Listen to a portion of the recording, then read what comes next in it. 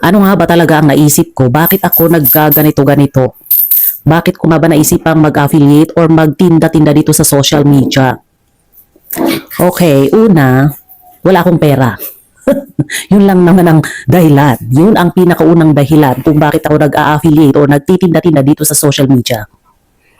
Pangalawa, ito lang yung opportunity na meron. Nung time na nag-iisip ako, ano kaya pwede kong gawin kahit na nasa loob lang ako ng bahay or kumita ng pera kahit nasa loob lang ng bahay. And then, pangatlong reason, madaling gawin. Mas madali siyang gawin compare sa ibang trabaho. Kasi syempre yung iba, kailangan mo pang lumabas, di ba? Mag-apply, mag-submit ng kung ano-ano. Tapos yung iba pa, may required na age. Ilang taon na ako. And then, pangapat na reason, ito yung literal na kahit nasa loob ka lang ng bahay, pwede kang kumita. Or kumita kahit nasa loob ng bahay. Di ba? Lagi nating naririnig yun sa mga networking. Pero for me, mas maganda ito.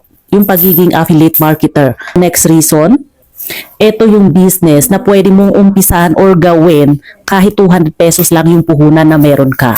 Oo, tama. Below 200 pesos, pwede nga eh. Basta meron kang nakitang magandang product na 50 pesos lang ang price, pwede ka nang mag-umpisa.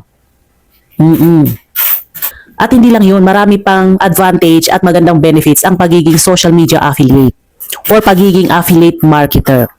Kaya kung may nakikita kayong kakilala, kaibigan, kamag-anak na nag-a-affiliate dito sa social media, nagtitinda-tinda, nagpo-promote ng kung ano-anong product, yun, I'm sure na yun din ang dahilan nila kung bakit nila napiling maging affiliate or magtinda-tinda dito sa social media. Especially sa mga nanay, sa mga nursing moms, sa mga mommies na may toddlers, may babies.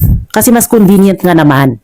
Kaysa naman lumabas sila mag-apply ng trabaho tapos mamumroblema din sila na magbabantay ng kanilang mga babies o diba? Di mas maganda yung ganito na lang. At least nasa loob ka ng bahay at literal na kumikita ka habang nasa loob ng bahay.